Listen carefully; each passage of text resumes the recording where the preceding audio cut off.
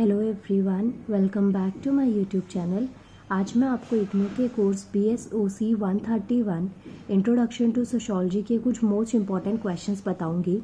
देखिए, ये जो सब्जेक्ट है इसे कहते हैं समाज शास्त्र का परिचय, और ये आपका 100 मार्क्स का क्वेश्चन पेपर होता है। 3 आवर्स का टाइम आपको इन टोटल दिया जाता है, और ये चीज़ आपको पता होगी कि ये आपका ग्रेजुएशन का BAG का कोर्स है। अब दूसरी चीज़ आपको ये याद रखनी है कि जो BAG के कोर्सेज हैं आपके, उसमें 100 मार्क्स में से मिनिमम 35 आपको स्कोर करना है। तो मेक श्योर करिएगा कि आप एटलीस्ट 50 मार्क्स तक का तो पेपर कम से कम अटेम्प्ट करके आएँ, अगर आपको सारे क्वेश्चंस नहीं आते हो। और अगर अभी तक आपने कुछ भी नहीं पढ़ा है तो ये जो आज की वीडियो के 18 क्वेश्चंस हैं ना, ये आपको बहुत बहुत ज़्यादा हेल्प करेंगे।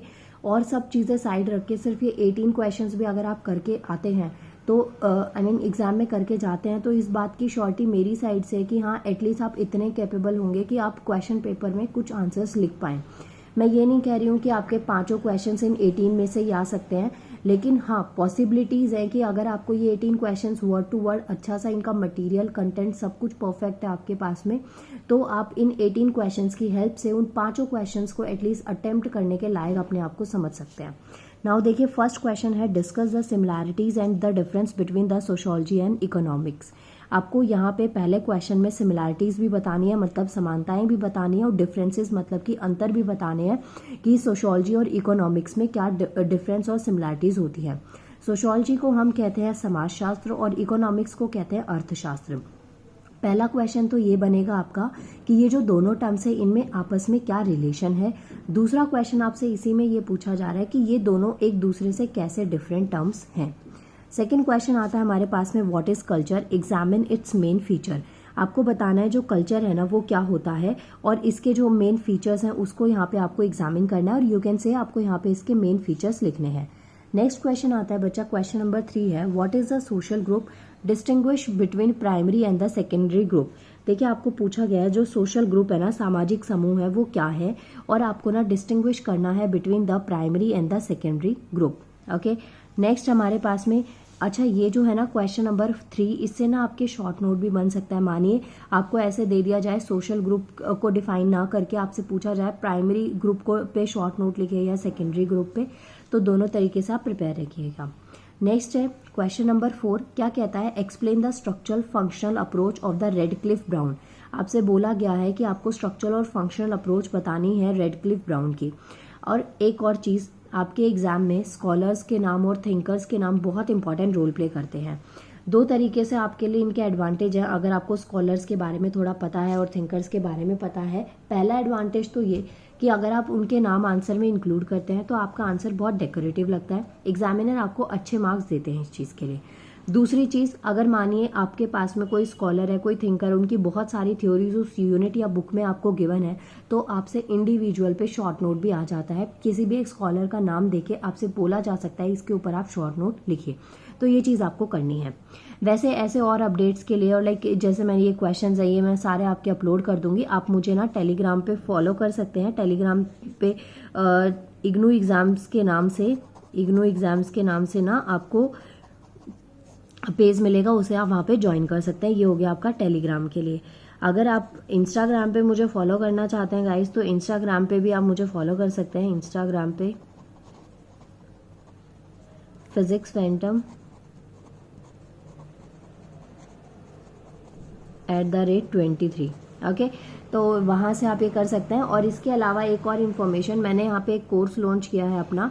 आपका इग्नू का कोई भी सब्जेक्ट है वो आप मुझे कमेंट कर सकते हैं, उस सब्जेक्ट को के कोर्स को परचेज कर सकते हैं। बाकी इंक्वायरीज के लिए आप मुझे इंस्टाग्राम पे फॉलो करके पर्सनली वहाँ पे कनेक्ट हो सकते हैं। वेल, नेक्स्ट क्वेश्चन है, what do you understand by socialisation, discuss its main agencies. Question कहता है कि आप सोशलाइजेशन से क्या समझते हैं, आपको इसकी मेन एजेंसीज को यहाँ पे लिखना है। नेक्स्ट क्वेश्चन नंबर 6 है, describe the characteristics of community. जो समुदाय है उनकी विशेषताओं का वर्णन आपको करना है। ये क्वेश्चन नंबर 6 है।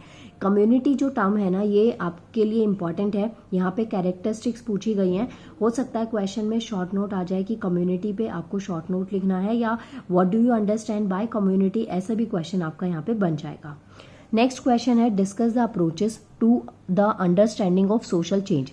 सामाजिक परिवर्तन के अध्ययन संबंधित दृष्टिकोण की चर्चा कीजिए। गाइस ये जो क्वेश्चंस है ना, ये आपके पिछले 4 से 5 साल के पेपर्स में ही आए हुए हैं, वहीं से मैंने इन क्वेश्चंस को पिक किया है। और जो जो क्वेश्चंस रिपीटेड थे ना, मैंने उसको इस वीडियो में इंक्लूड नहीं किया है। बाकी मोस्टली जो क्वेश्चंस हैं, इन 18 में से 10 क्वेश्चंस ऐसे हैं जो कि बहुत बार रिपीट हुए हैं, मतलब 2-2 साल के बाद में भी वो क्वेश्चंस रिपीट हुए हैं। इसलिए आई सजेस्ट यू कि प्लीज़ इन 18 क्वेश्चंस को तो एक बार आप अच्छे से रीड करके जाइएगा। मटेरियल ना हो तो आप गूगल से भी एक बार इसको सर्च कर सकते हैं। इसके बाद में क्वेश्चन नंबर 8 है। नेक्स्ट क्वेश्चन नंबर 8 कहता है explain the concept of status and role with suitable example. परिस्थिति एवं भूमिका की संकल्पना का वर्णन उचित उदाहरण देते हुए आपको करना है। नेक्स्ट है question number 9, discuss the factors for the emergence of sociology. आपसे पूछा गया है समाज शास्त्र के उदय के लिए उत्तरदायी कारकों की चर्चा कीजिए। ये वाला जो क्वेश्चन है ना, ये बहुत बार आया हुआ है, इवन असाइनमेंट में भी ये क्वेश्चन आपका पूछा गया था, तो प्लीज़ इस क्वेश्चन को ज़रूर करके जाइएगा क्वेश्चन नंबर 9 को, कि आपको यहाँ पे फैक्टर्स डिस्कस करने हैं इमर्जेंस ऑफ सोशियोलॉजी, मतलब जो समाज शास्त्र है ना, उसके उदय के लिए कौन कौन से कारक उत्तरदायी थे, किन किन रीजंस, किन किन फैक्टर्स से सोशियोलॉजी का इमर्जेंस हुआ था। नेक्स्ट क्वेश्चन आता है question number 10, discuss the factors of cultural change. सांस्कृतिक परिवर्तन के कारणों की चर्चा आपको यहाँ पे करनी है। देखिए इससे पहले एक क्वेश्चन आया था, अगर आपको याद हो ना, इसी में वीडियो में एक कल्चर से रिलेटेड क्वेश्चन था, उसको डिफाइन करना था। अब यहाँ पे देखिए फैक्टर्स पूछे गए हैं कल्चर चेंज के, तो ऐसे ना 2-2 क्वेश्चंस को ये लोग मर्ज करके भी लॉन्ग आंसर में आपसे पूछ सकते हैं, इसलिए हर तरीके से अपने आप को प्रिपेयर कर लीजिएगा। नेक्स्ट क्वेश्चन नंबर 11 है, what is social organisation, discuss the various perspectives to understand it. Question कहता है सामाजिक संगठन क्या है और इसे समझने के विविध परिप्रेक्ष्यों की चर्चा कीजिए। जब ना आप अपने प्रीवियस ईयर के क्वेश्चन पेपर्स देखेंगे, इवन मैंने भी गूगल से ही डाउनलोड करे हैं, अगर आपको फिर भी लगे कि नहीं ये क्वेश्चंस कम है, आप खुद से भी देख सकते हैं। जितने भी आप PYQs देखेंगे उनमें ये 18 क्वेश्चंस किसी ना किसी फॉर्म में डायरेक्टली इनडायरेक्टली आपसे पूछे गए हैं, और मैंने बहुत ज़्यादा पेपर्स को देख के उसके बाद में ये 18 क्वेश्चंस को फिल्टर आउट किया है। तो ऐसा बिल्कुल मत इसको लाइटली मत लीजिएगा कि ये क्वेश्चंस काम के नहीं है या कुछ भी ऐसे, मैं सिर्फ व्यूज़ के लिए कर रही हूँ, ऐसा बिल्कुल भी मत सोचेगा। प्लीज़ इन 18 क्वेश्चंस को अच्छे से करके जाइएगा।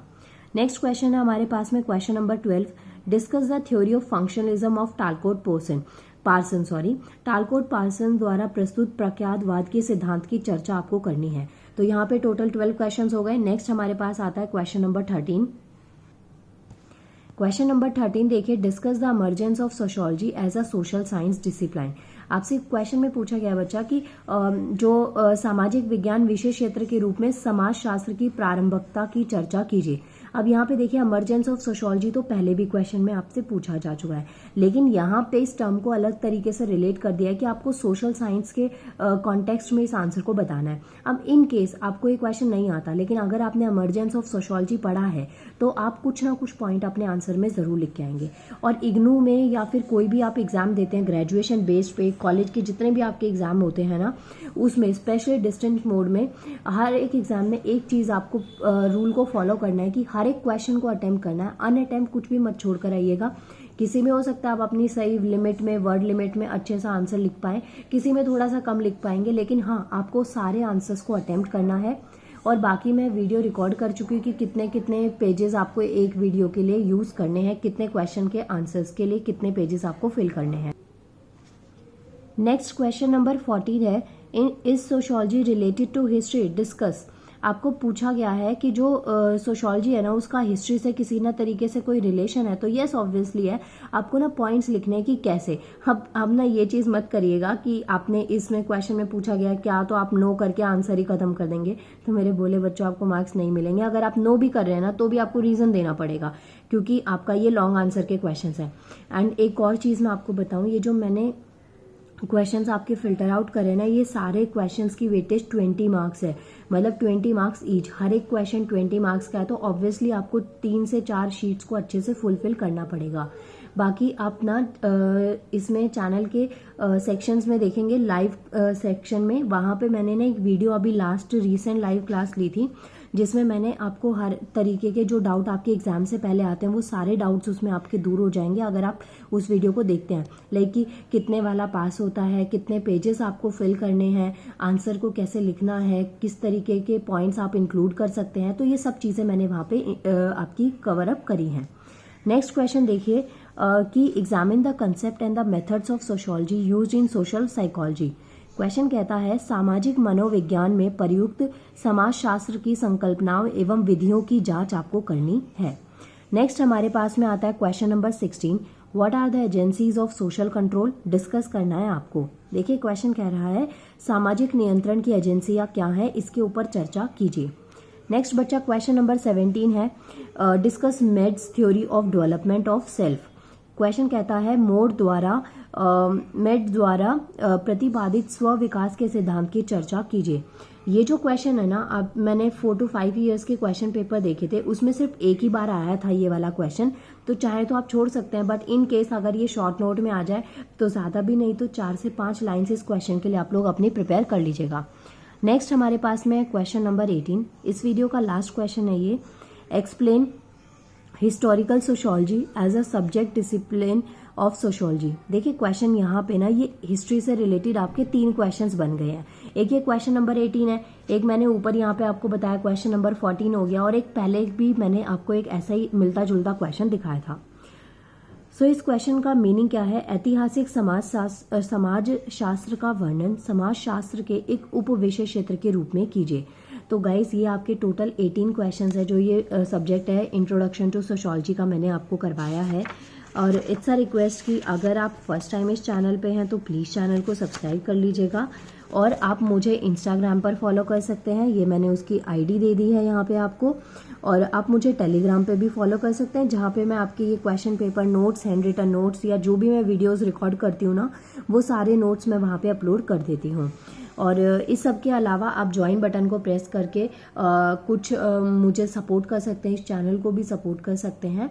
एंड बाकी अगर आपका कोई सब्जेक्ट है जो मैंने अपलोड नहीं किया है तो आप मेरा कोर्स परचेज कर सकते हैं, उसमें बहुत कम अमाउंट मैंने उस कोर्स के लिए रखा है और उसकी क्लासेस मैं आपको प्रोवाइड कर दूंगी। थैंक यू सो मच, मिलते हैं नेक्स्ट वीडियो में।